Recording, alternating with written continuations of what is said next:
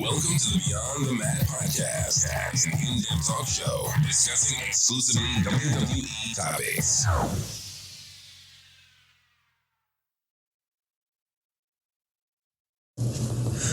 My name's Rick Boogs, and I came to rock with the Beyond the Mats podcast that is beyond the MATT podcast.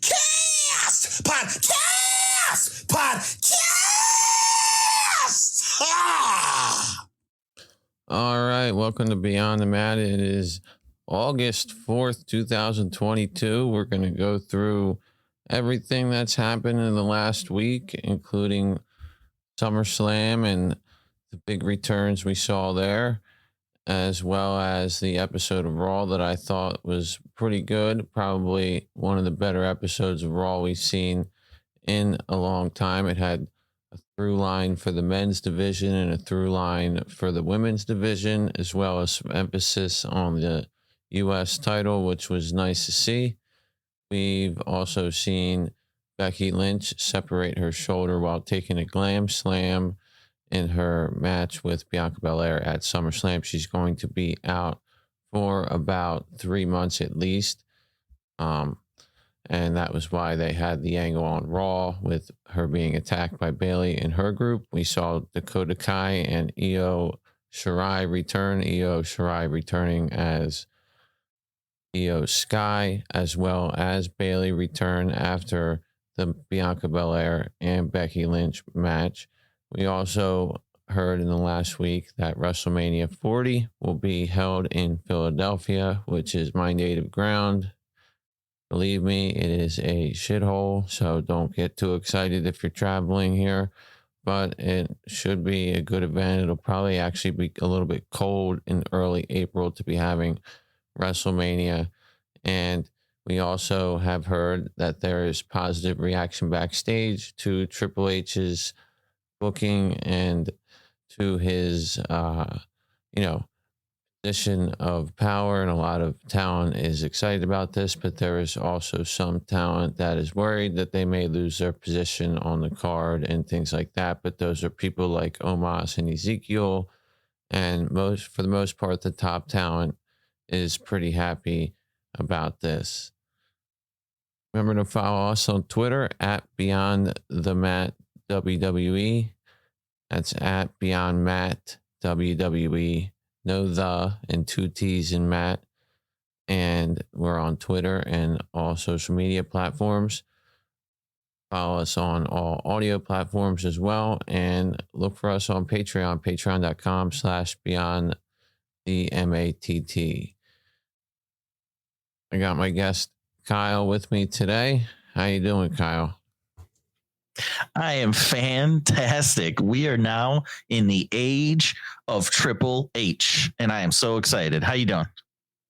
Doing pretty good, and I agree that the changes that we've seen with management and leadership in the WWE has, especially to somebody like me that pays attention to a lot of stuff, I saw differences really that first SmackDown after Vince announced that he was resigning or retiring or whatever.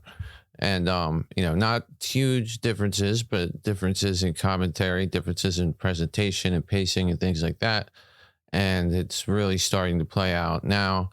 Obviously there's only so much they can do at any given time, especially when you have injuries. They obviously probably had plans for Becky Lynch, but she suffered injury that I mentioned earlier in the open that we'll get into later. But things happen. They have plans and they get screwed up, but whatever plan they're trying now definitely shows it's something different and something new and something that makes sense. The Raw was a breath of fresh air, in my opinion. Yeah, 100%. And you can't expect the changes to just happen overnight. You can't expect all the storylines to completely change and characters to change and all that stuff. It's going to come little by little. And I honestly have been seeing changes quicker and more significant than I thought I would, to be honest. Like, I expected it to be a lot slower than this, but like you said, that last SmackDown felt different. SummerSlam felt different, and Raw definitely felt different. So I can feel the tide turning. Yeah, and even the SmackDown a week ago or so, and the Raw to some extent, it's tough when they have 3 hours to fill. But you got to remember, last Raw we didn't see 24/7. We haven't seen that in several weeks. We really haven't seen Ezekiel too much or Omos, and those are 2 guys who Triple H wasn't too fond of their position on the card, and they may not retain that same position they had before. They may not be in this featured storyline that takes up a lot of time and ties up Kevin Owens and Bobby Lashley and things like that. We're seeing a huge emphasis on the U.S. title in the last night's Raw, and we also are seeing him push somebody that he likes in Ciampa, who wasn't getting pushed before. And then obviously we're seeing a huge shift in the women's division. And all told, they had about 89, 90 minutes of wrestling on Raw on Monday night. I don't know if we even get close to half of that in any other Raw that we've had recently. It's awesome. I love it. I mean, this is a wrestling show, so give me more of the wrestling. So it makes a big difference. You can see it, especially on Monday. There was a ton more wrestling, like you said, and not just more, but more quality as well. Those triple threat matches were awesome from beginning to end. Yeah, you don't have to have every match be a 20-minute banger. You can do 10-minute matches as long as you pack in enough entertaining stuff and tell your story. And that's what they did. It was really good. Yeah, it's and the thing is with the triple threat match, it's a shame that one of them was in the first hour and didn't have to go to commercial break, and they had to do a couple commercial breaks for that second one, but they were both really well done. The finishes were great. We'll get into that, but also just the matches were good and long and everything, but they also served a purpose. And that's the most important thing, is that they all served a purpose. It wasn't just match for the sake of having a match. So that's probably I really liked the way that they had, a through line for the men and a through line for the women, basically going through the whole show. Every match that happened or every interaction that happened kind of had something to do with that main U.S. title line for the men. And for the women, it all had to do with Bayley and her group, establishing themselves and establishing their feud with Bianca Belair and the other 2 baby faces that joined her in the absence of Becky Lynch. So, and other than the Edge promo and the main event tag match, that's basically what Raw was all about. And I like the way that they, had all that focused on that. And on one hand, when you have stuff like that, it may keep other people from being on the program, but they have a lot to establish. I heard somebody say that they really missed Theory, and they were afraid that Theory wasn't going to be featured and all that. Theory's uncle died over the weekend, and that's why he was not at Raw. So, yeah. And that being said, they can't get everybody on there every single episode. I mean, like, I missed KO, one of my favorite guys. I haven't seen him in 2 weeks. There was no Ezekiel. There's a lot of people that we did not see in the last week and a half. If you weren't on SummerSlam, then you weren't really on last SmackDown or next Raw, unless your name is Shotzi and Aaliyah, which is nice that they got a match in there, but we didn't even see the IC title defended, but we did get on SummerSlam tons of championship matches, and that was cool. Yeah, I definitely thought that it was a focused and more, we didn't see comedy segments. We had a lot of SummerSlam recap stuff, but they have to do that. And so that's one of the things that I think interfered with them being able to feature a little bit more on the show, is that they had to dedicate a lot of time to recapping everything that happened over the weekend and things like that. There's a couple things they could have done differently. But before we get into that, let's just go back to last Friday night. We basically had a match that belonged on SummerSlam to open the show, Drew and Sheamus. It was so good. Very good match between the two of these guys. All their matches are great. I think the one thing that can detract from a match like that is I think given the stakes, we knew that McIntyre was going to walk away with that one. And we've seen everything they did to each other. They've probably done several times before, other than throw each other into a bar with Sheamus's Photoshop pictures on it to make him look like his ancestor. And, but they involved the Butch and Holland and all that, and McIntyre overcame all that crap. It's been rumored, or basically all but reported and confirmed, that they called most of that match in the ring, which is something that two guys that are veterans and good performers that have worked together a lot should do. And I really liked the drama of the match. It really felt like the finish of that match with both of them down and McIntyre getting to his feet before Sheamus and basically having a look on his face like, I'm going to have to kill you. Sheamus reaching for that weapon, has that piece of that shillelagh like it's a handgun, and McIntyre standing behind him holding the double barrels of a shotgun right in front of his face, pretty much, and just wipes him out. And you could just see the look on Sheamus's face. Yeah, it just looks. Oh my gosh. The facials of Sheamus and Drew in that match really good. So Drew ends up hitting him with the Claymore and winning that one. Has his shot at Clash of the Castle for the Unified Championship. To me, him having a shot at the Unified Championship basically tells me there's probably next to zero chance he's going to win, but who knows? If it was for one of the titles, though, I would think that he has a pretty good shot at winning. But what do you think about that? What did you think about the match, and then obviously the Clash of the Castle stuff?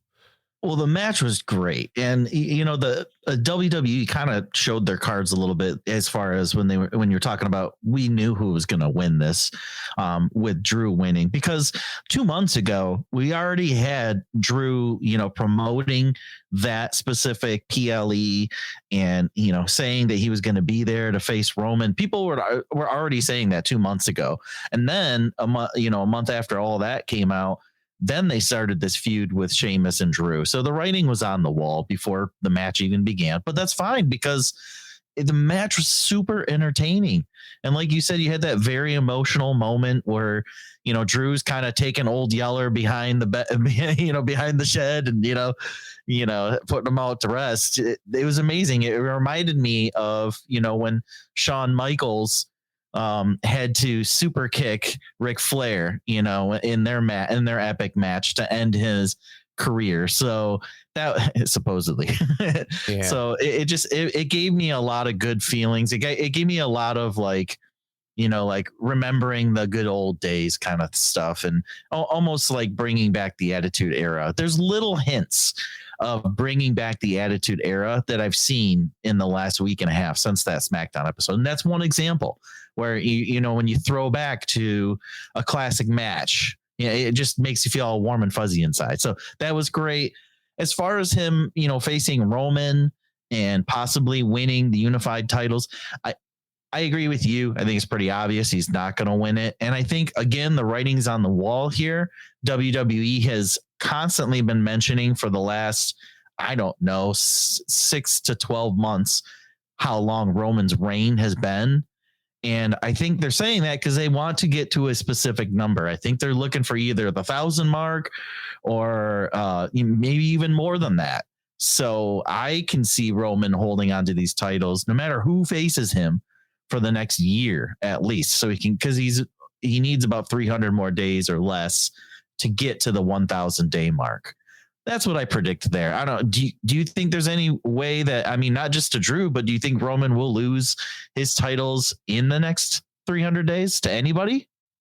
I think that if they can have a match that's not for both titles, that he certainly can lose the WWE title. And I certainly think that could happen if he's put in a situation where it's a triple threat and somebody else can take the pinfall. I don't see them taking the Universal title from him until they reach that point, like you said, where they're beyond the amount of days that he need. Now, do you think they want Roman Reigns to be the longest world champion they've ever had? And I don't know. I don't know either, but that's kind of the story they're building with the bloodline, at least. It's not just Roman Reigns, but it's the story of the bloodline in general. And I think what will make it really come full circle is when he faces The Rock eventually to be the top of the bloodline. He's going to first prove the bloodline dominance by having the longest reign of any champion. Then he's going to face The Rock, and The Rock's going to defeat him and let him know that he is actually the head of the table. That's my prediction, but that's a long ways away. I'm thinking like next year, not even WrestleMania, but next year SummerSlam. That's what I'm thinking. So everybody that's a year away. Everybody that is sure Cody Rhodes is beating him for one of them, that's a pipe dream, you think? I do, to be honest. I think that Cody Rhodes is going to be with him at that WrestleMania. I think it's going to be Cody and Roman, and it's going to be the best chance that us fans have ever seen as a competitor for those titles. And he's not going to lose. I'm sorry, Roman's not going to lose. I think Cody is still going to lose. And then Rock's going to come in and defeat him. But the Rock's going to say, I don't want your titles. And they're going to have a non-title match at SummerSlam. And then Roman's going to retire. That's my bold prediction. You think he'll have both belts till next WrestleMania? I think he will. Yep. Yeah. See, I think they're going to find a way to get one of them off of him, probably before Survivor Series. But who knows? It's possible. But I do like that they're building the U.S. title, and hopefully they do the same with the Intercontinental title. And we'll get to that later. But if you can build up, I've said this before to other people, if you can build up the other titles, the U.S. title, the Intercontinental title, and even the tag team titles, which are pretty big, but get some more competition for the Usos. Come on. There's nobody else out there now. But if you build up these other titles, then you're not always thinking, okay, well, it's the championship and, everybody's fighting for the championship and that's the only thing that matters. So I like the fact that they're building these other titles and bringing some relevancy to them. So we're not all just like, what's Roman doing? What's Roman doing? When is he losing the titles? That's it is possible they split them, but we'll see. I've been screaming for all right, Lashley's our top baby face. He's got the U.S. title like he should. He needs to defend that on television every week or, every other week while they find out a number one contender the week that he's not defending it. And, that in and of itself, if it's done right and you have a story to it most of the time, it'll work. Because now we got Ciampa facing him next week, and we'll get to that when we get to Raw. But yeah, I mean, the emphasis on the secondary titles is something that's great. I don't know. I just figure with the Money in the Bank factor, I do think that Cody's not going to be the first person to beat Roman Reigns. And I think that there's a lot of different factors in play with the Roman Reigns thing. We have different management now. This was Vince McMahon's creation. This wasn't Triple H's creation. Although Triple H and Stephanie McMahon are Vince McMahon's, daughter and son-in-law. So they may want to carry out his one last creation for him. We don't know what influence he has at all as the number one shareholder. Whether he's just completely not involving himself at all, or if there's things that Hunter runs by him sometimes, and that may influence what they end up doing with Roman Reigns. And besides all that stuff that we really won't ever know exactly what's going on with, there's the fact that they need somebody who's worth pinning him. He hasn't been pinned since the end of 2019. Nobody can pin him until it's the next big thing. And that's really what it boils down to. Now, getting a title off of him by virtue of pinning somebody else in a triple threat match or some kind of cash in that, gives somebody a cheap victory, that's something else. But I don't see him losing. If it means that he's going to have to be pinned to lose one of those titles, then I don't see him losing one of them either. Yeah, as far as that goes, like the specific clause of making sure that he gets pinned, I don't see that happening in the next year. I don't think anybody will be pinning him. I love Cody Rhodes. I think he's great, but he does not have the level of history or the amount of championships to take those titles off Roman, in my personal opinion. Really, the only person that I thought that was left that could take those titles off of him was Brock. And now that feud is over. So I can't see him losing those titles. I think he's going to retire with them. Is it over? Is that the last match? Or are they going to have another one in 6 months?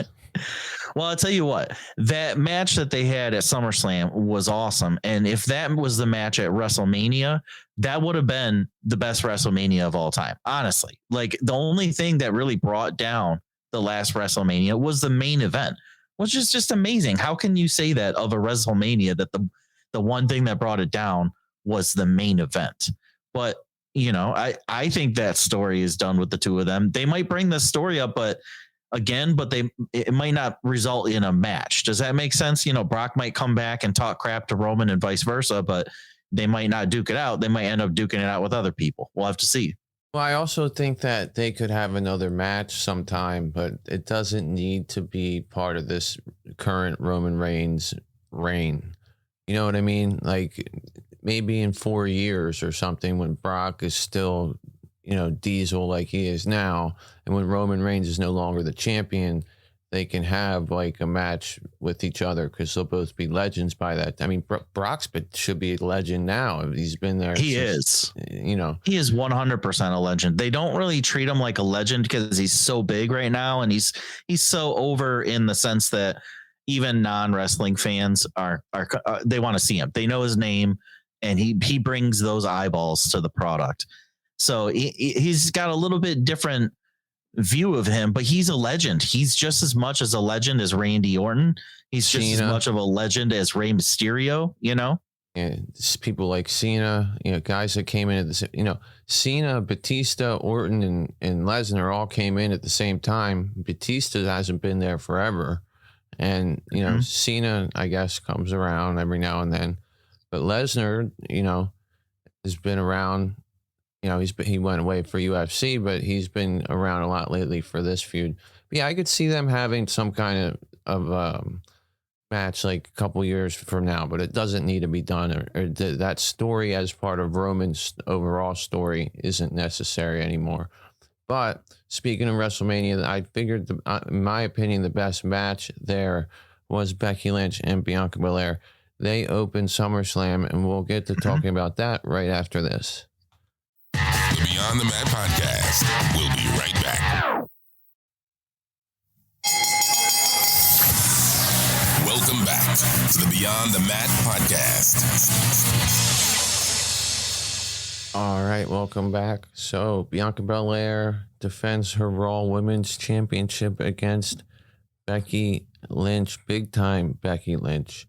This match, I thought, wasn't as great as their WrestleMania bout, but it was definitely a good match. I thought that they were moving a million miles an hour, really trying to steal the show, really trying to use the most of their time. They may have even been told before they went out that they only had whatever amount of minutes instead of whatever they thought they did. And they were moving pretty quickly and really trying to do a lot of different stuff. It wasn't the same spots that we saw in the WrestleMania match.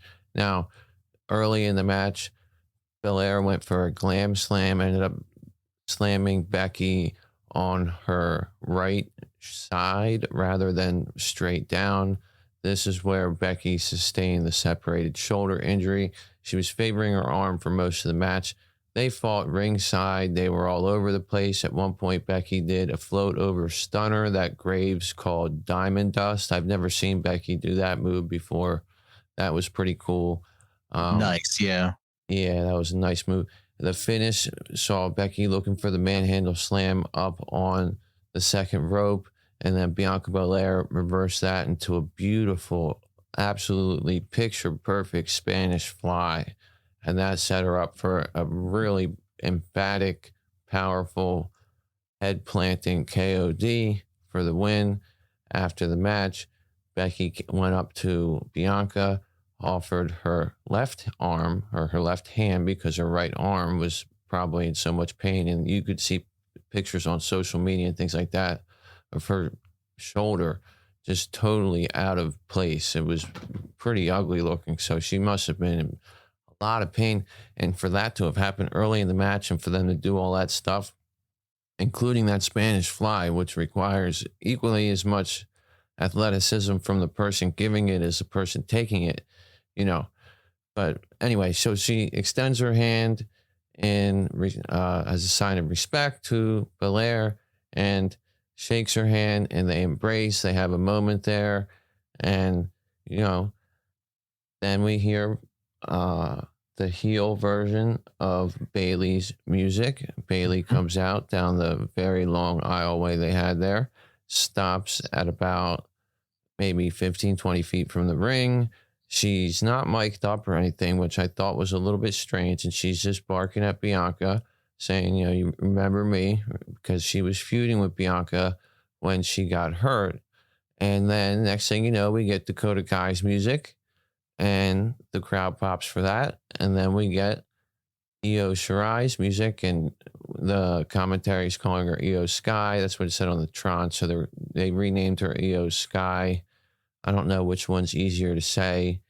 I find myself going back and forth. But regardless, we have this trio of ladies confront Belair in the ring. At this point, Becky Lynch was outside of the ring. They were basically stepping towards Belair when Becky Lynch came into the ring and took Belair's side. And this was effectively the return of Bayley and the introduction to the main roster of Dakota Kai and Io Shirai, as well as the formation of the faction of the three of them. And it was a much needed face turn finally by Becky Lynch. Shame she sustained an injury. What'd you think of the match and the post-match implications? This was easily my favorite moment of the entire SummerSlam. And when Becky reached out her hand to shake Bianca's at the end, I really had no idea which way that was going to go. I thought, they could shake hands and everything could be fine. Or she could fake her out and take her out and do some kind of heel move where she attacks her. I mean, it was 50-50 at that point, because she was still a heel in our eyes. They hadn't fully switched her to a babyface yet. So that was a nice moment, followed by an even better moment where you had the three women come out. And Bayley's just awesome. Even you said that she wasn't mic'd, but I could still hear her yelling at Bianca, and she's saying, "You remember me, Bianca? You remember me?" I love that. Although her voice is very piercing, yeah. It's not the greatest voice, but she just projects so well, and her character projects so well. She's got so much confidence and pizzazz behind everything she does, and I love it. So seeing her was like a breath of fresh air. And then you bring up Dakota Kai. Now, Dakota Kai had been dominating in NXT for a while. She was there for a long time. It was like, 3-4 years where she was, either she held the championship or she was in a tag team championship. So she was doing really well. And it was kind of strange that they just kind of dropped her and never brought her up. So I'm glad they brought her up. She's in the prime of her career right now as far as her performance goes. She's 34 years old. So these are the prime years to get her. This is exactly when you want to pick up a professional wrestler. And then when you talk about that, you can also talk about Io Sky or Io Shirai. And she's well-traveled. She wrestled in Mexico. She wrestled in Japan. She came over to America, and she has experience here. And she's known as more of a risk taker, doing wild stunts and jumping out of the ring onto people in really crazy ways. So I'm excited for that. That's something that used to be part of the Attitude Era, is where you'd have these high flyers come in and just throw their body everywhere, just destroy themselves for you. And that's what she does. So that each woman is bringing something different and unique into the WWE, and it's awesome. I'm so here for it. And it was such a big boost and injection into the women's division. So I'm super excited. And the match was good too. Just to get back to that, it wasn't as good as WrestleMania, but that's fine. It was my favorite match of SummerSlam anyway. They just have such good chemistry, and even the fact that Becky was injured, she still did all those moves. It's just so much props to her, so much respect to her. It's awesome. Yeah, I think that it might have been like a little bit humid or something like that, and they were slipping around a little bit. A lot of people slipped on the ropes and things like that, but and they I heard the commentators mention it a couple times. Yeah, and they got a little bit wacky on that glam slam, and it messed her up. But at the end of the day, it was a good match. I agree with you. Everything that you said about bringing in these ladies and having this faction, and what I wanted to see happen is exactly what started to materialize on Raw. Is that we got a faction of women on the heel side feuding with a faction of women on the babyface side, and it's total bedlam between the two of them.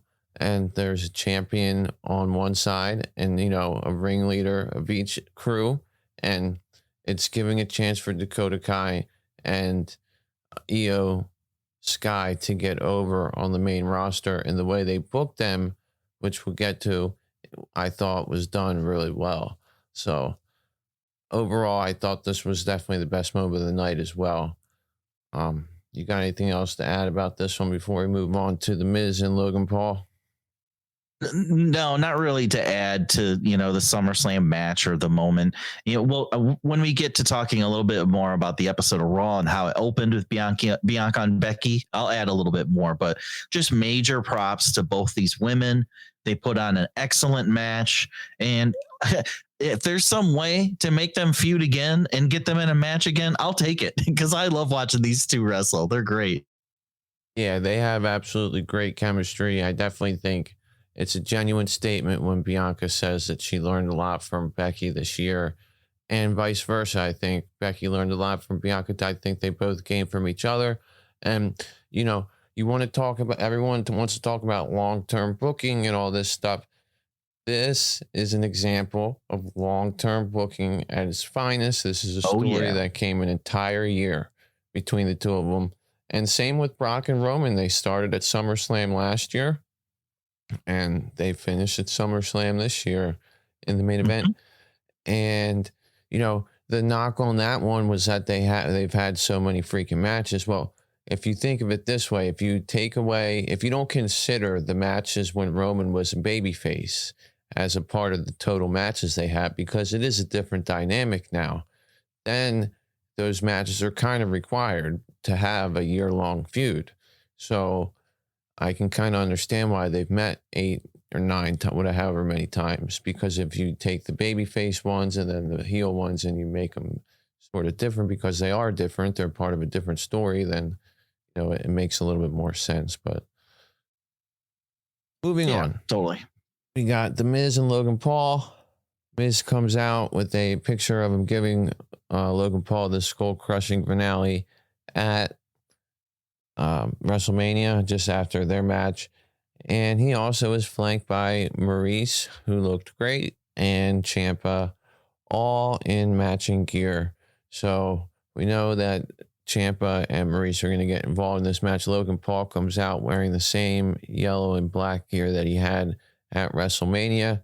It didn't seem like the crowd was that into Logan Paul at first, but when he started doing the babyface moves that he did, like the Acai moonsault and the phenomenal forearm and Hurricane Rana, things like that, people started to get into him. I thought that they did everything they could to get Logan Paul portrayed as a babyface here. They had Ciampa interfering. They had Ciampa get thrown out. Ciampa didn't want to leave. AJ Styles ran in to support Logan Paul.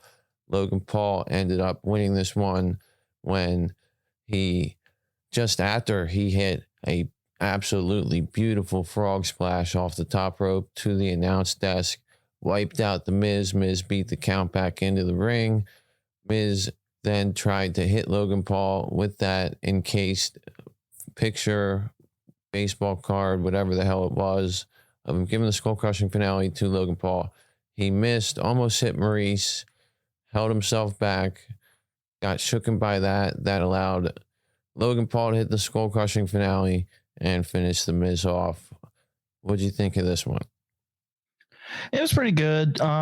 Logan Paul's looking a lot better in the ring. You know, every time we see him, I got to appreciate that. Anybody that's from, you know, not from WWE or not starting in the wrestling business, you know, making their fame somewhere else and then coming here, it's always a risky move because your fans are going to have a preconceived image of this person and how they are. And, you know, everybody really has a preconceived image of Logan Paul as being more of a heel. You know, in real life, when you talk about Logan Paul, a lot more people hate him than like him. And that's kind of what the Paul brothers are about. They make a lot of their fame that way. So it really catches the audience off guard when they're told to like him, or they're, you know, being told to like him, at least I should say. But when you do it the right way, like you said, and you have the babyface moves incorporated in it, it really helps. So I thought they did a great job. And you know what also helps is you have to have a good bad guy. And The Miz did a great job of being a bad guy. Everybody hates The Miz. There was multiple chants of tiny balls, of course, just to get on his nerves. And The Miz is great with that. He reacts perfectly. You know, the audience starts barking at him and he starts barking back at the audience. And he's just really good with all those little things.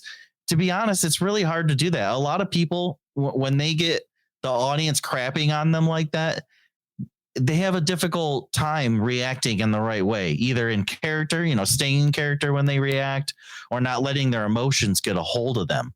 So The Miz is great with that. He can disconnect from his emotions and he just sticks to his character and he sticks to his guns and he makes it happen. Ciampa did the same thing when he was attacked, or, you know, before the match, before he was attacked by AJ and he was, you know, being kicked out of ringside. And then he goes and gets a chair and stubbornly sits in a chair next to the ringside. It's just a heelish thing, you know, just more fuel to the fire as far as he hating The Miz and hating his faction. So great job as far as Miz and Ciampa goes. Maurice didn't really have much involvement here.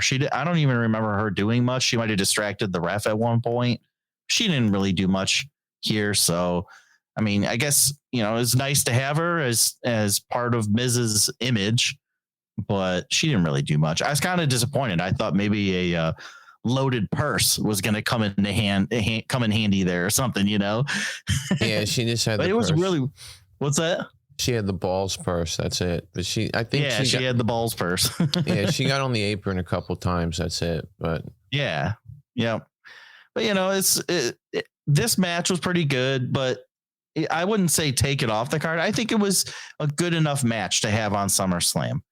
Honestly, like when you have a big name star like that, Logan Paul, go ahead and put him on the big pay-per-view and let him sink or swim. And I thought he swam perfectly. He did a great job. He sold his moves well.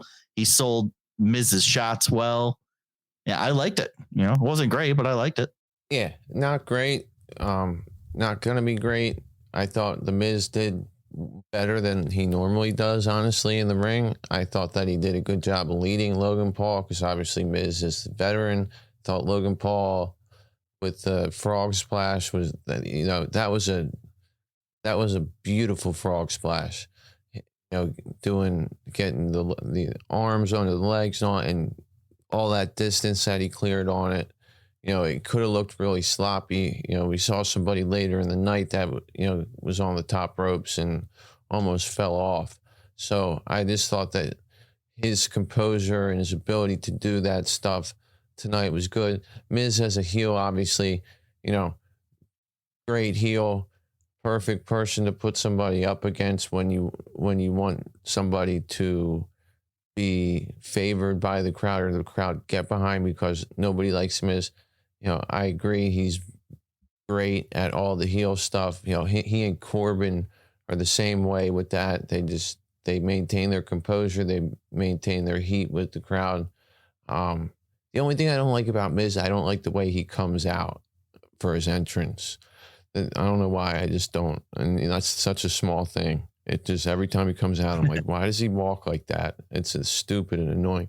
But regardless, yeah, I thought it was a decent match and definitely over delivered on what I was expecting. So and they had one of the biggest spots of the night too, when Logan Paul hit that frog splash onto the Miz on the announce table. That was beautiful. Like, honestly, like he adjusted midair too. When they showed it in slow-mo, you could see that he adjusted to make sure he hit him in the right spot. Great job props to both of them. Great job. You know, the Miz has to take that hit too, so give him a little love for that. And, you know, Logan Paul does a good job of addressing the crowd with his face too. And that's something I always appreciate, is when a wrestler is, you know, when he gets somebody in a hold, he looks up at the audience and he makes sure that he makes eye contact and he says, okay, you know, I'm about to do something. Watch this. And he does a great, Logan Paul gets that. He totally understands that. And when he went up to the top rope, he gave it just a second of breath, you know, for the audience to understand the moment and, you know, the gravity of the whole situation. And then he dropped it on the Miz and it was awesome. I loved that. Great spot. Yeah, I thought it was really good. But next up we had Bobby Lashley against Theory. This match, mid-match, Theory decided to get the hell out of there. Thought he was going to leave the match, said, the hell with the U.S. title, I'm not getting myself hurt. And Lashley cuts him off, catches the briefcase when he throws it at him, runs Theory into the barricade a little bit. Theory tried to do one of his somersault into a drop kick, but Lashley ended up picking him up right into a military press, dropped him into the hurt lock. Theory tapped immediately. So Lashley made quick work of Theory, retained the U.S. title, and I think that was the right outcome. I don't even know why they had to have this match, to be honest with you, but it was really short. Yeah, and I mean, and one of the things I wanted to say earlier was that Vince McMahon did not have Becky Lynch turning face after that match. So that, and obviously he didn't have Bayley coming with Dakota Kai and Io Sky. Right. So those are changes immediately seen by Triple H. So anything that happened throughout the card, the finishes and length of the matches, they all could have been affected by Triple H. He might have been like, you know what? I don't know why the hell this match is even on this card. Let's just basically give you the same thing that you should expect, which is Bobby Lashley beating the shit out of this guy, even though he attacked Bobby Lashley before the match with the briefcase. Bobby Lashley shook that off pretty well. But what did you think of the match? And, you know, anything to add about the U.S. title in Theory? Yeah, not too much happened in this match. It was pretty short. And they both got in their moves, except for you know, there was no A-Town down move on Bobby Lashley. But, you know, I was surprised, honestly, in the finish. I was surprised to see Theory tap so quick. I heard some people say that, you know, that he tapped quick because he was preserving himself to be able to come in later and cash in his Money in the Bank briefcase. I guess I get that, but like he tapped in a second, like it was like literally like a second, and then he started tapping. I was like, wow, at least try to get out of it, Theory. But yeah, that spot that you were talking about where you know, he tried to do his roll-in DDT, or you know, that combo he does, and Bobby Lashley saw it coming and he picked him up. Bobby Lashley has been doing this really well, where, you know, somebody goes to hit a move on him and he seamlessly picks him up and puts him on his shoulders to do a move of his own. He's doing a really good job of making the counters that he does look really good and really smooth. It's hard to do that. You have to have really good timing. You have to have, you know, really good positioning and footwork. So a lot of props to Bobby for that. I love Bobby in this role right now. The dominant U.S. title championship. I think this is perfect for him. He's a dominant character.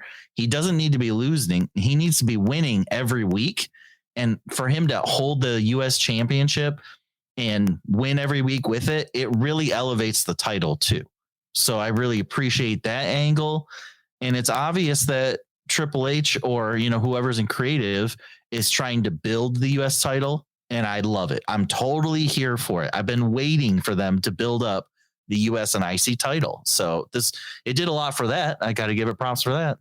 Yeah, I love Lashley as a champion. I think that, he really never even lost the WWE title. He got eliminated from Elimination Chamber because of a kayfabe concussion and his shoulder injury and all that. And, we saw on Raw, which, like we said earlier, we'll get into it in a little bit, that they really emphasize the U.S. title, and hopefully they do the same with the IC title on SmackDown. And maybe they'll make it like a little bit different. Like, the IC title holder will be more of a work rate type of guy, and the WWE title holder will be more of like a big monster like Lashley. But obviously it could change anytime. Ciampa could beat him next week, but I don't see that happening because I see something different in the horizon for Ciampa. But me too. yeah, but I think Lashley defending that and being the champion that he really could be if he had the WWE title belt. I don't see people like Rollins and Riddle going after him. I see them more obviously feuding with each other in the immediate future, but being people that are trying to get to Roman Reigns. And that's sort of like what the top of your card is all fighting for, trying to get to that champion that we never really see that much except for a few pay-per-views a year. And some of them will make it, some of them won't. And your main programs are centered around the titles that we see on TV. And right now, it being Bobby Lashley, there's nobody better. He's getting great reactions. I think his entrance is really star-studded. Feels like you're getting a star out there. It feels like I'm watching a star when I see him on TV. His timing's great. I think everything's good with him. I thought that this match didn't... One good thing I like about, nice tight matches like this is that there's certain matches I think that need time to breathe, and there's certain matches I think that need to be to the point, concise, not overstay their welcome, and get in and get out and go home. And I think that that's what they did here. So, yep, you're right. Yeah. And I think, the whole theory tapping out to preserve himself thing, that we'll see how that worked out for him. But next up, we had Mysterios versus Judgment Day. This match was no DQ for one reason only, and that was to get Edge to return, which he did in the match when Balor was asking Rhea Ripley to grab a chair from the outside. This was just after a South of Heaven chokeslam was hit by Damian Priest, which looked really nice. And then we get the lights going out. Edge comes down some fiery steps of hell, which I'm assuming that's what they were because he said that in his promo on Monday. He had come back from the hell that he was at or whatever. But anyway, he comes out and hits a big boot on Damian Priest, spears Balor in the ring. Then he spears Damian Priest, drop toe holds Balor into the ropes. The Mysterios hit Stereo's 619s, and then Ray slips a little bit on his springboard back into the ring, but ends up hitting a crossbody and lateral press for the win. And we get the Mysterios going over Judgment Day in the no DQ match here at SummerSlam, and the return of Edge as a babyface, which we found out later on Raw. He has returned, most likely, I guess, as the Rated R Superstar. So what were your thoughts on this match? I thought Ray hit some really nice stuff. He had a top rope head scissors and a couple other nice moves. Dominic didn't, embarrass himself or anything in the match. And, it wasn't overly long. So what do you think? Yeah. Well, a lot of this match we already saw on the previous Monday Night Raw. If I was to take if I was to take a match off of the SummerSlam card, this would actually be the one that I would take off because we've seen so much of it already. And I was actually surprised that the Mysterios won, considering that they got the win on Monday night too. And I knew that, Edge was going to come back, as was predicted by a lot of people. So I kind of thought Judgment Day would get this win, and that would be the what forced Edge to come out would be, Judgment Day getting the win here. But I guess, they wanted to get Mysterio's a little bit more love again.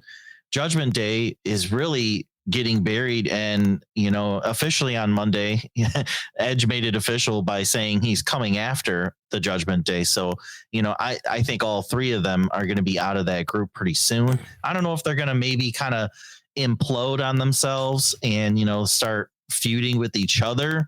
And that's how they eventually get destroyed. I don't know how Edge is going to take them apart with just being one person. So we'll see how that goes. I know he befriended the Mysterios here, but they're not a team by any sort. They're not a faction by any sort. And really, Edge is so far away from the Mysterios, so different in character. You know what I mean? Like the Mysterios are so different than Edge. They're not really a team outside of the fact that they're baby faces at that point. Do you think if Dom is maybe written off TV for a little bit or something, that Edge and Ray could team up and then they could, because I think that immediately we're going to get Edge and Balor. But I think if we're looking at the numbers game, I think that Ray and Edge could team up maybe against Balor and Priest. I do think eventually the Judgment Day is going to fall apart, but at the end of the day, I think they're going to keep it for a little bit. But then again, all this, it's hard you can analyze all this on the level of what it is and, what makes sense and what's logical and what makes traditional wrestling sense and what makes just general sense. But also you can evaluate it on the level of when Vince was here, what would Vince do? And now it's a whole different level. It's what would Paul Levesque do? So yeah, it's weird getting used to that after for 30 years, just being like, well, I would do this, but Vince likes this. And now it's not Vince likes this. It's Triple H likes this. And so we've been conditioned. So we're all kind of fighting our own conditioned responses right now to how they would do things in the WWE. We don't know at this point with new CEOs and with new head of creative and head of talent relations. Everything's going to change little by little. So we don't know what to expect. It's actually kind of the fun part is seeing what happens. Yeah, and I like that they're making noticeable immediate changes, but also not ones that are undoable or huge and jarring and maybe would get a negative response. They're being safe about it too. And they're making when you start off by turning there's changes within the product, it's going to be hard to notice unless you're really looking too. You know what I mean? Yeah, and then when you start off by turning Becky Lynch face and you turn somebody else heel that needed to be turned heel that we're going to get to in just about a couple matches here, that's a good way to start. So, yeah. And the only thing I'd want to say else about the Edge and Mysterios is what I was really hoping is I was hoping after all this happened, the Edge would take Dominic under his wing, kind of like he was doing with the Judgment Day, but, refocusing it onto Dominic and helping him come up because Dominic needs the help arguably more than anybody on the main roster, in my opinion. He has no character right now. And Edge is the epitome of character. When I think of somebody having a character in the WWE, Edge does that. He goes 100% in with whatever it is. And Dominic doesn't, and he could learn a lot from that. So I was really hoping Edge didn't focus so much on his revenge on Judgment Day as he focused more on helping Dominic like create a character and become somebody. Like what if Edge gave Dominic some edge? You know what I mean? What if Dominic actually had some grit to him and did something dirty or did something mean to somebody, and Edge kind of like said, all right, this is how you make yourself stand out. And then he somehow turns Dominic heel through that. It could happen. And that's kind of what I was hoping, but we're going to see Edge take out, Balor and then Damian Priest as well. And I don't know what he's going to do about Rhea because they can't have a match together. So we'll see how he handles that situation. Yeah. But yeah, Dominic needs help. He needs help desperately. Yeah, I definitely think that was something that they should have considered is having Dominic help out by Edge, but Triple H might not want Dominic on the main roster. He might say, you know what, we need to give time to, other people. Like Ciampa got time on Monday, and really, he needs some time in NXT or something like that. He's been with his dad long enough. He needs a role down there and grow up on his own. Who knows? But we're going to get into McAfee and Corbin when we get back. We're going to take a quick break. We'll be back in a second. The Beyond the Mat Podcast. We'll be right back. Welcome back to the Beyond the Mat Podcast. So what did you think of McAfee and Corbin, Kyle? It was fun.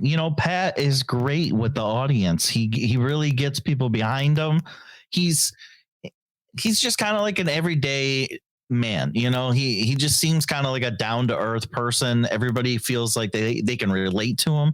And it's nice for him to be able to stand up to somebody like Corbin and fight back. That's kind of what we all want. When we're being bullied by somebody or somebody's giving us a hard time, we want to have that moment where we can fight back and prove our worth. And that's what Pat Worth does, is he represents the everyday man. He does a great job of doing it.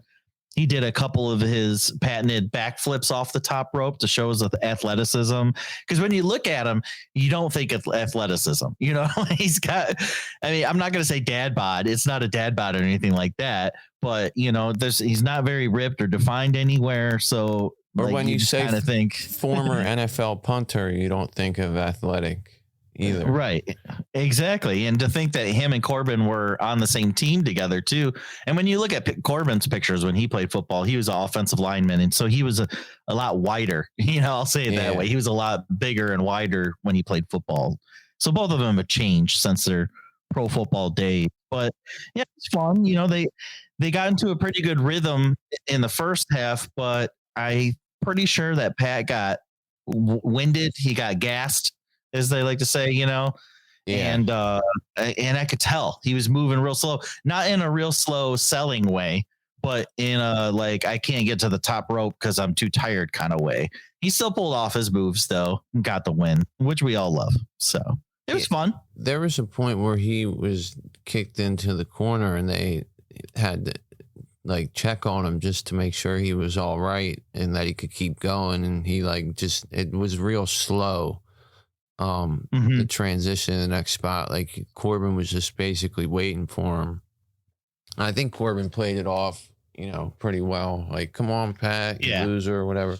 But it's just classic story of a guy bullying another guy, holding up pictures, mug shots of him and throwing popcorn at him, and picking on him from the past, and Pat representing the everyman. And, winning this one, people will criticize it for being a celebrity match or for, the fact that Pat did get a little bit blown up and, was missing a couple of spots. But to his defense, there was professional wrestlers, some of the best in the company that, were a little bit shaky on the ropes that night as well. It could have just been the tightness of the ropes or the conditions out there at the outdoor stadium. So, all told, it was a fun match. I kind of like that too, because it adds a little bit more suspense to the moment. You don't know if they're really slipping or if they're playing it up. If somebody's going to knock them off the top rope because they're slipping, or if they're actually going to hit their move. So I kind of like when that stuff happens. It's a little bit more suspenseful, and it adds a little bit more realism to what they're doing. These moves that they're doing, they're not easy moves by any means. Anybody that thinks that they can get in the ring and do what these people do, they're dumb. And they have no idea. They have no perspective of how difficult it is to climb to that top rope and stand on it. It's so difficult. So I give him props, and that, what was it? Pat ended it. I don't know if he ended it, but he did a superplex towards the end of the match, which looked really good too, even after being blown up and gassed. So, he still finished the match strong. I appreciate that. Yeah, you got to give Corbin a lot of credit for getting through this one with him. Corbin did a good job too, picking up the heat in the match. McAfee, there was a move or two that I think they aborted because it was just, it just wasn't happening. But, him overcoming, the fact that he wasn't having a perfect performance and he was in front of 40,000 or 34th, that whatever the hell it really was, and a big moment, and not probably having the best match of his life. He's not a professional wrestler that does this every week, and overcame all that just mentally to put forth the physical performance that he did, even if there was a couple hiccups, I think is commendable as well. So the superplex was great. The match ended when we had a ref bump after Corbin went for the end of days, and we had McAfee slipping out of it, running into little Nate. She fell over. He seems like he's the go-to ref to take ref bumps. And so Charles Robinson falls over, and then call back to the night before. McAfee kicks Corbin in the balls, which I was kind of a little bit disappointed in the finish at first, because I was like, got the babyface guy kicking the guy in the balls, clear low blow to win the match. But he makes a low blow, and then he finishes up with what was supposed to be a code red. It ended up looking more like a sunset flip. That was one of the more sloppy sequences of the match.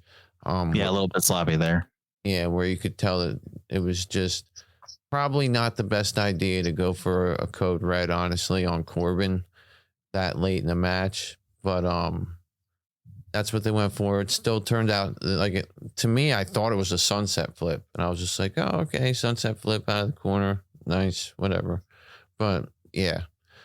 So, the only thing else I want to make sure I bring up too was I really thought it was hilarious when they had that choir singing bum ass Corbin. I do love when they do that kind of stuff, any kind of special entrance, any little bit you can do to make it different than how it normally is. I appreciate when they do those little things, and having a choir there to sing that set it up really well. It made it hilarious.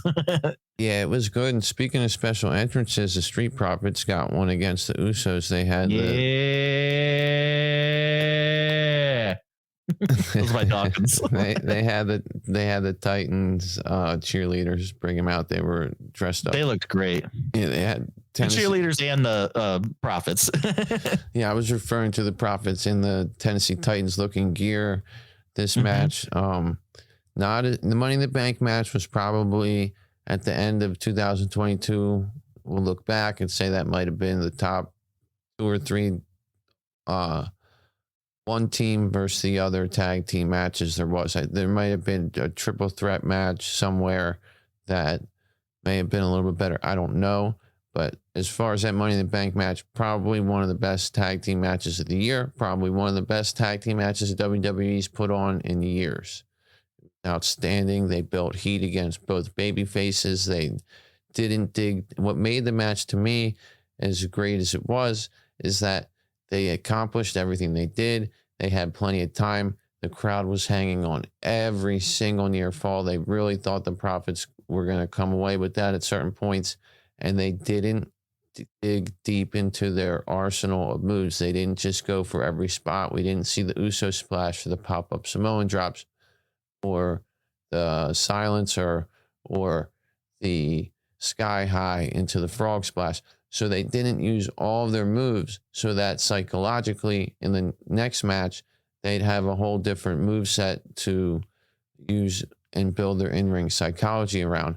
And that's what I was expecting in this match, and I don't think that's what we got. We got a totally different style match that basically told the story that no matter what the Street Profits do, they're just not better than the Usos. And there was some good stuff. The only part of the match where they built heat was where Jimmy was attacking Montez, attacking Angelo Dawkins at the beginning. He hit the Ricochet splash in the corner, and was working over Dawkins pretty good.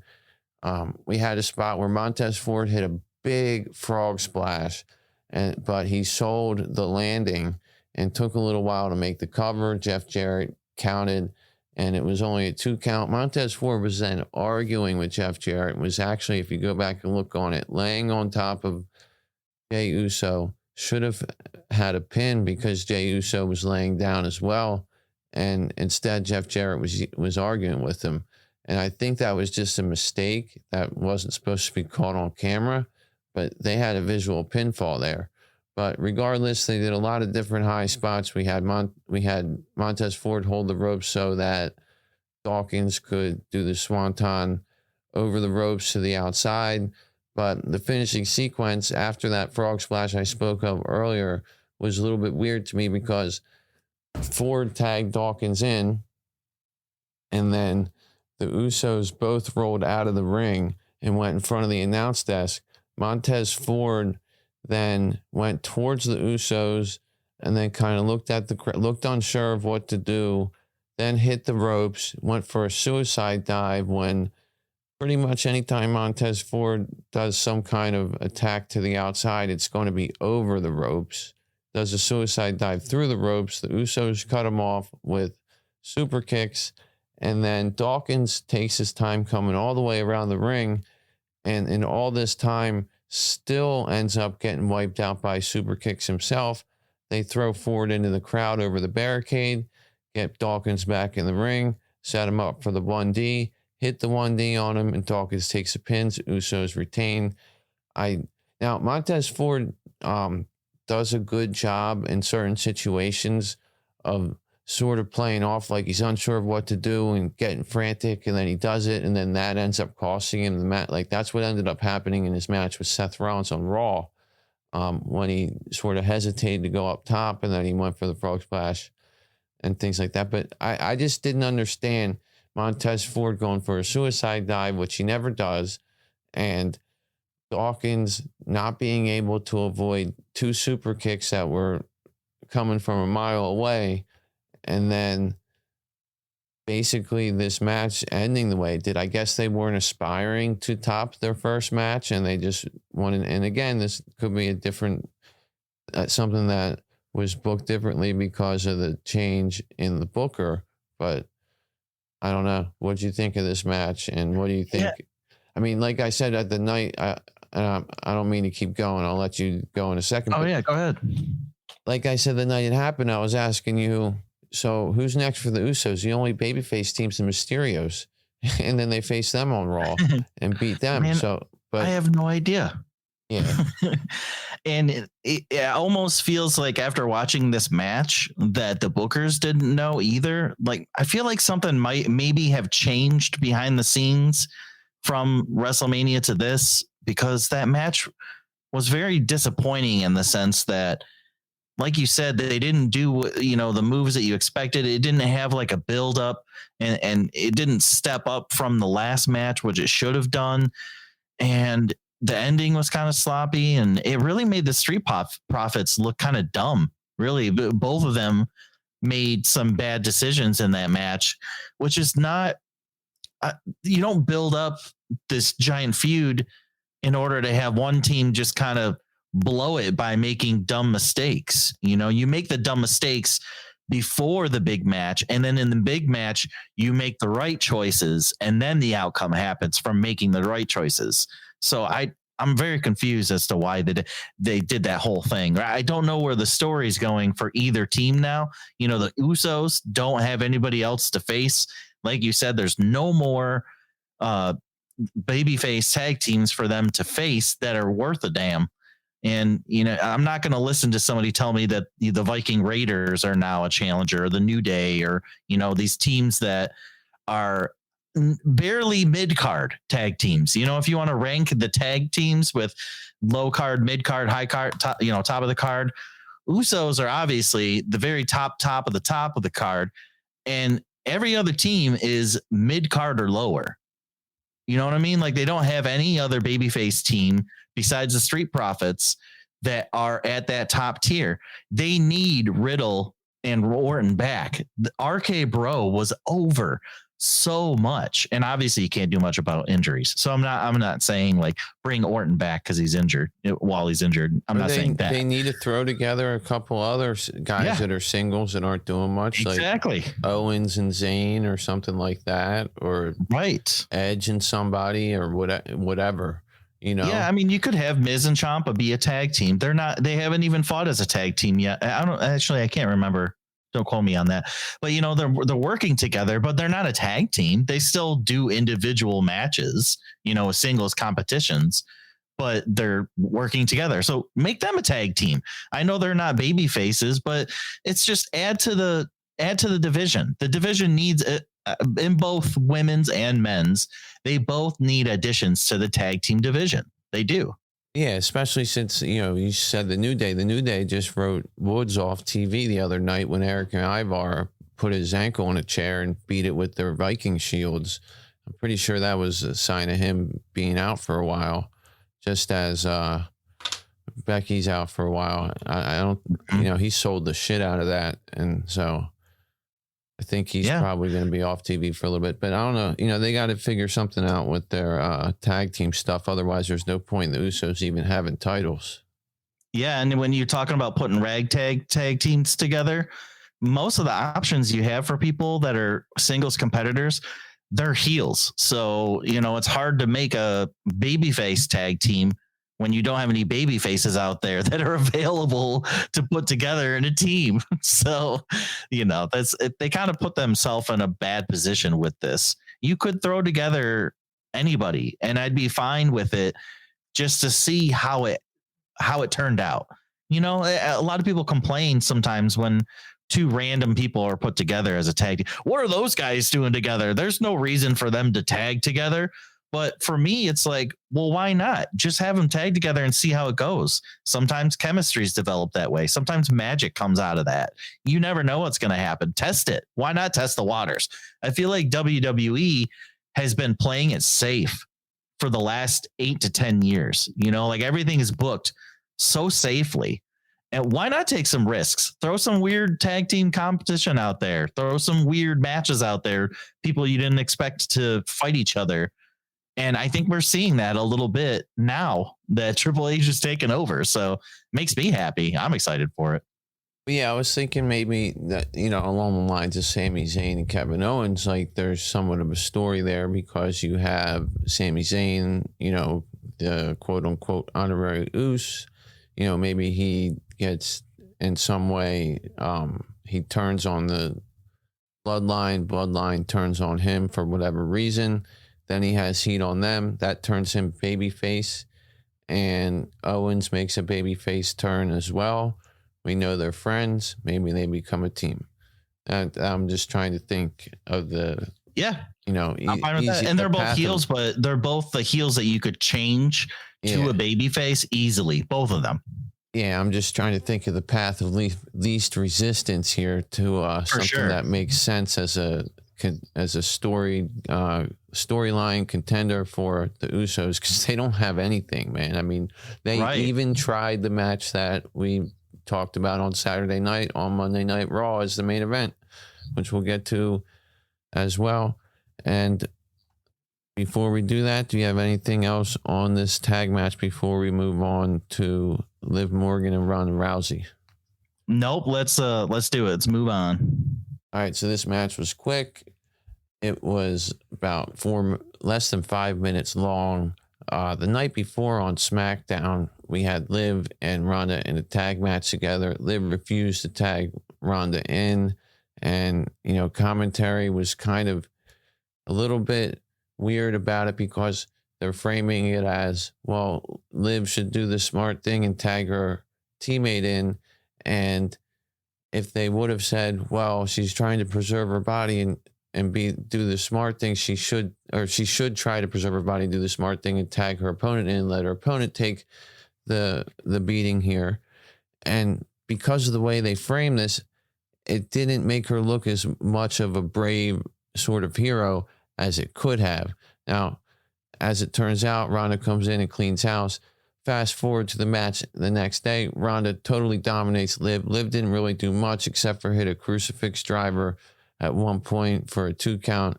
Ronda repeatedly went after Liv's arm, had her in the arm bar multiple times. Liv made the rope. Liv fought through it. There was a point where a trainer had to check on Liv, and Liv said she would keep going. The finish saw Ronda lock in the arm bar, but it was a vertical arm bar where she was actually grounded with her shoulders to the mat. The ref saw her shoulders down, went to make the count. When he got to 2, Liv tapped out, but the ref was paying attention to making his count.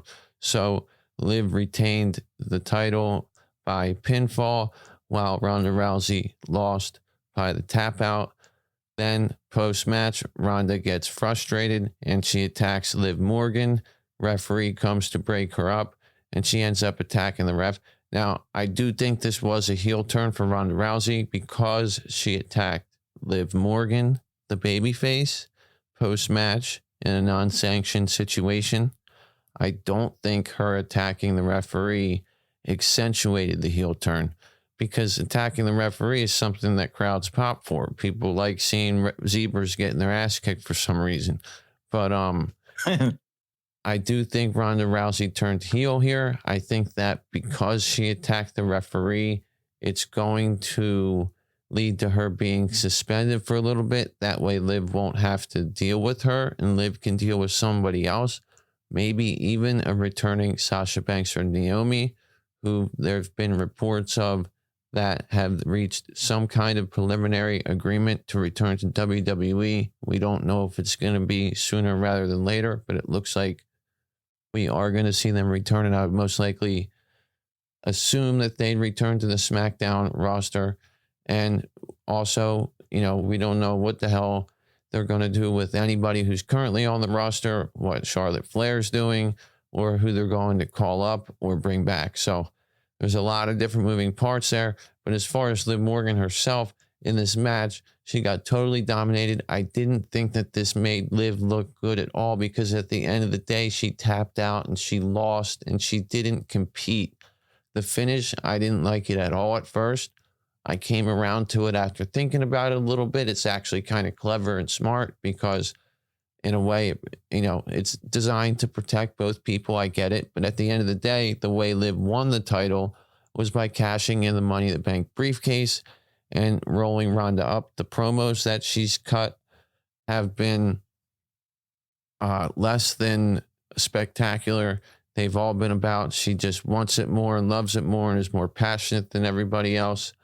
And that's not always, to me, a credible reason why you're a credible champion and somebody who's going to win the match that you're in.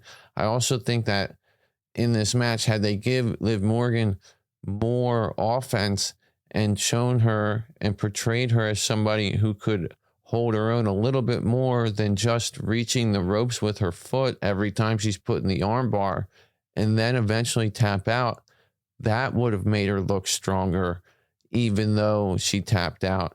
In this case, it looks like she got totally dominated and snuck away with one. What did you think?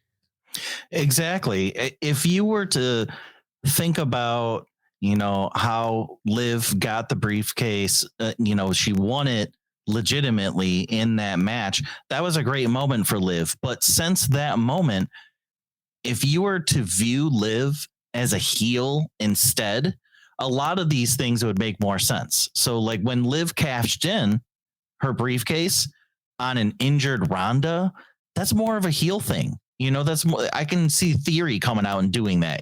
That's not like a babyface move. So that was kind of confusing. And it also made her look weak. And that's usually what you do with heels. You make heels look weak. You want the babyface to look strong. So then when the babyface gets their win, it means that much more over this heel that's been cleverly winning, but doesn't deserve it. That's kind of like what Liv's been doing. She's cleverly winning these matches. She got completely dominated by Ronda. What did this match do for her? You know what I mean? Like, what did it do for Liv's character to have her dominated by Ronda and then win by a mess up by the ref? That's how heels win, not baby faces. So like it just was no build for Liv's character in general. I kind of feel bad, honestly, because I don't mind her being a title holder if they build her character up, but they're not building her character up. So it's really disappointing. I'm glad that Ronda did the switch to heel because that makes a lot more sense for her. She just works better as a heel, and her attitude is more of a heel attitude. So I like her becoming a heel. That's fantastic. That's the best result out of all of this between Liv and Ronda, is that Ronda's now a heel. So I'm glad that happened. But Liv really gets nothing. She really actually kind of just went down in my eyes. And she had been building up so well too before she got her title. As she'd been having better matches and having better promos. But Yeah. I don't know, man. She's still not credible. I mean, I'll give you an example. Her tongue was blue during that match. Now, I don't know if that was a gear choice for her character. I highly doubt it. But a champion should not be sucking on a lollipop before their match and then go out and have their match when their tongue's all blue. I mean, come on. That's childish. That's like child behavior. And I'm kind of sick of seeing Liv act like a child. She's too emotional. She lets her emotions control her in the moment, and she forgets about the fact that she's a character, and she forgets about the fact that she's supposed to be an ass kicker. Wrestlers are ass kickers first and foremost. I don't want to see anybody near the ring that isn't thinking about, number one, kicking ass. You know what I'm saying? Like literally anybody that goes towards that ring, they need to start with the attitude of, I'm kicking ass. And that's who I am. And then everything else develops around that. You know what I mean? And Liv does not convey the attitude of somebody that wants to kick ass. Yeah. And even commentary during the match, after the match, you know, was putting over the fact that she definitely tapped out. You know, I think Graves was saying it, and then Cole was questioning it. And then they looked at the replay, and then Cole agreed with him. And so they're both sitting there saying she tapped out. So there's nobody painting this story that she was real tough and held her own in there or whatever. And there wasn't that visually. You're right. She does come off as very childish in her promos and the way that she acts. And I don't think they're lollipops. I think they're Jolly Ranchers. But regardless, she whatever it is. That was actually a thing that Vince didn't like. He would tell her, you know, you can't be doing that and then going on TV. It doesn't look good. And no. It takes away from the character. Yeah. And she, you know, her character needs to evolve more. She needs to be more than just the fan that wants it so bad and, you know, looks good when she's out there and pretends like, you know, guys didn't notice she just jiggled her breasts and, you know, says, oh, shucks, you know, that's like who she is when you see her take the ring. And it's like, come on, you're now holding a title belt, like, represent a little bit better and act like you're somebody who's not going to relinquish that thing instead of somebody who's going to tap out to an armbar and get lucky that a referee didn't see it. So yeah, she looked like she was afraid coming to the ring. You cannot be a title holder and look afraid when you're entering the ring. You cannot do that. That's inappropriate. I can't think of a better word. It's inappropriate to be like, yeah, I'm a title holder and I'm a champion. I'm coming out to defend it, but I'm totally scared of this other person. No, don't ever do that to me. Don't.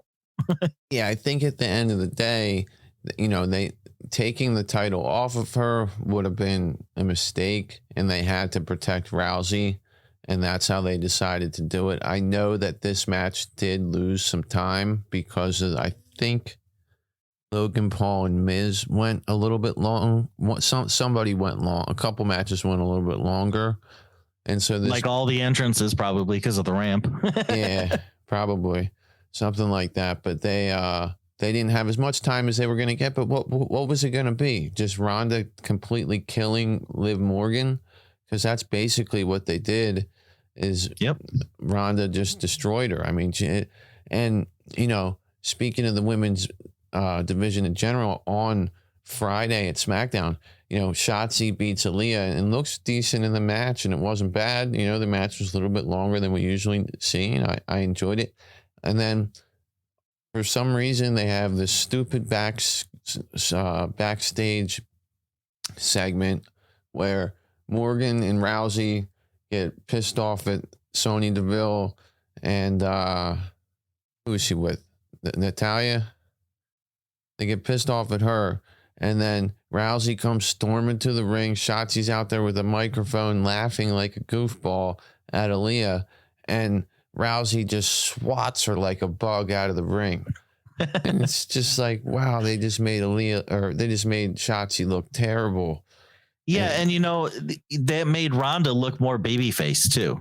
Yeah, you know what I mean? Like, I thought they were trying to make this feud between her and Liv, and somebody's got to be the bad guy. And I thought Ronda was supposed to be the bad guy, but then they go and do that, and I'm like, okay, now they got face versus face. Okay, they wanted them to both be babyface going in. That's why they weren't having a lot of like in-ring stuff. They would be backstage so people wouldn't actually be able to boo Ronda.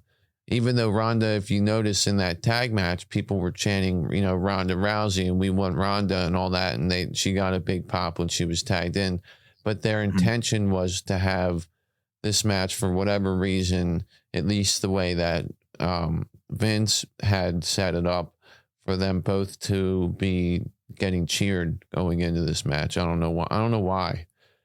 But Triple H decided that a heel turn was needed, and that's what happened. And that is what's needed, because the eventual match that we're looking for is Becky Lynch and Ronda Rousey at WrestleMania. And Becky Lynch needs to be face and Ronda Rousey needs to be heel. So So we're getting there at least. We're building towards that. Yep. So we'll get into the main event here in just a minute. The Beyond the Mat Podcast. We'll be right back. Welcome back to the Beyond the Mat Podcast. All right, so that main event was pretty dangerous looking, quite the spectacle. And yeah, it was. Pretty exciting. I mean, looking back on it, it's like, geez, I'm never going to see something as crazy as that again. It wasn't the kind of match where I was like, oh my God, this is amazing. I've never seen anything like this, because I've seen plenty of things like that, and I've seen the two of them destroy each other. But at the same time, I've never seen somebody with a tractor lift a ring up like that. The visual of Roman Reigns falling out of it like a freaking piece of trash, down a hill. Or like a child rolling down a hill of snow, it was crazy. I thought that there was legitimate times in this match where Brock Lesnar could have won, but at the end of the day, part of the reason why I couldn't get completely behind it is because I just didn't see any way that Brock Lesnar was going to win, really. And but I like that they did everything they could to make Brock look as strong as possible in this, and Roman threw everything he had at him to take him down, and it made Brock look like he was the most credible to beat Roman. You know what I mean? Like, before coming in, we're all like, no, Brock's not going to beat him. But by the end of the match, I was like, oh, maybe Brock can actually survive this, because he survived everything that Roman was throwing at him. But eventually, it was too much for Brock. I love that they buried him in all of that stuff. That was great when they started like throwing chairs and the announcer table on him. And I think there was like a toolbox that was thrown on top of him too. Yeah.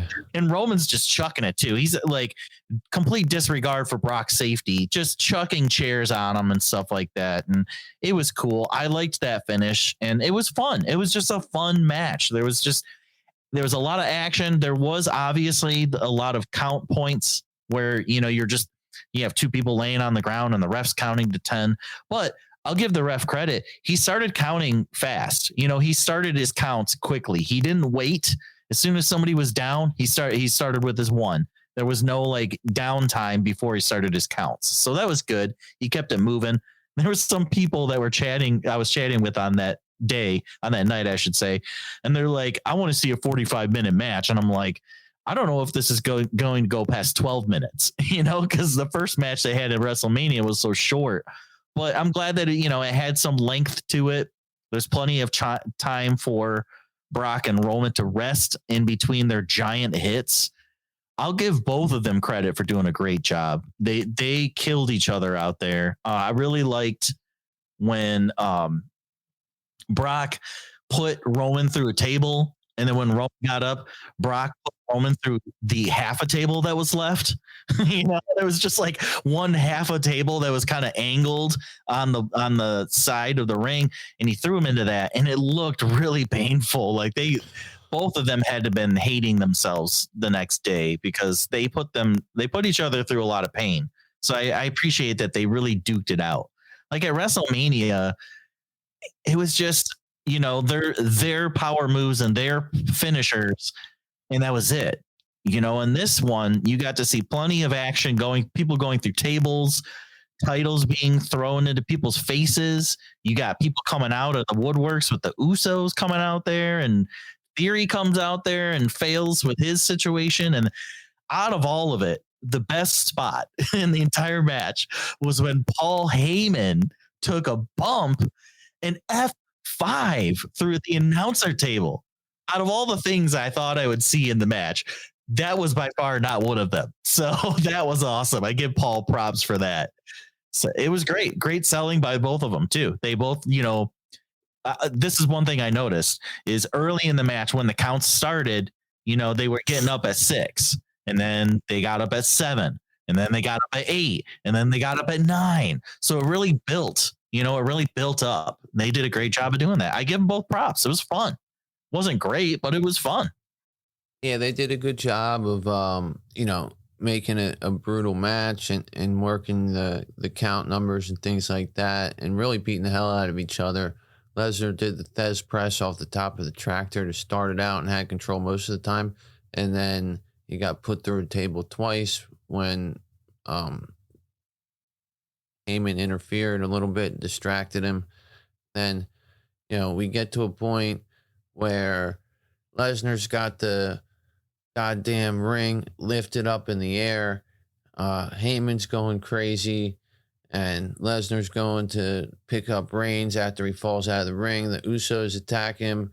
And then Lesnar decides to put Heyman through a table. You get Theory coming into the match to cash in. Before he can even tell the referees he wants to cash in, Lesnar picks him up and F5s him. So he's done. He's not cashing in. And, the way that Roman Reigns was able to beat him was by hitting, I think, 2 or 3 spears in a row, hitting him with both title belts. 2 title shots in a row too. Yeah, both titles, and then they buried him. Reigns, the visual at the end of him standing on top of the pile of garbage on top of Roman Reigns, and the commentary was very good in this match. It made it really riveting the way that Graves and Cole were just totally like, somebody check on this guy. He's got kids. There's a human being out here. The carnage is unbelievable. Yep. It reminded you. Or Roman's out. I think he's out. He's not getting up from this one. He's out. They sold that great. There's a couple times where I don't think he made the count, but regardless. Well, when Roman would get up, he would, like, if he was in the ring, he would like lay on the bottom rope or the second rope. Like he barely got up, just barely. And like to a point where the commentators were even saying, Corey Graves is like, I don't even think that counts. Yeah. So that was pretty funny. And I didn't see the tractor coming either. Like it was nice that he brought it out to the ring. And I thought was going to be the extent of it, was him just, riding it out to the ring and being a, country Brock Lesnar, cowboy Brock Lesnar. But he actually incorporated it into the match twice. So I thought that was pretty nice. I feel bad for all those people that were on the opposite side of the ring where it was lifted up because they couldn't see anything. Like probably a quarter of the audience couldn't see what was going on in the ring itself. So thank God they had cameras and big TVs for them to watch it, because that ring was lifted up pretty high. But that's cool. I like that. I like that kind of crazy stuff where you wouldn't expect that to happen. It reminds me of Stone Cold, to be honest. Stone Cold Steve Austin was known for doing these random crazy things. And obviously everybody thinks of the beer truck that he drove in, but there's plenty of other things that he did to torment his opponent or to torment Vince McMahon. And he just did random crazy things in matches. And Brock is kind of like the new version of that. He's like a cowboy Steve Austin almost, where, you know, he's starting to take on the role of, he's so beloved by the fans. It doesn't matter what he does. He can ride a freaking tractor and lift a corner up and fans will love him for it. So it's fun. Yep. I think that, you know, that I've never seen a tractor lift up a ring, and I'll probably never see it again. I was saying the same thing about the people that paid all the money for those front row seats that got a good look at the underside of a ring for the last 20 minutes of the match, but it's all good. It was a good ending to their feud, and we'll see where, you know, Roman's going to face Drew obviously next, but we'll see what they do after that. But that's SummerSlam, man. I thought it was a decent show. It was definitely bookended with a good opener and a good main event. The stuff in the middle, you know, served its purpose, but wasn't anything overly spectacular.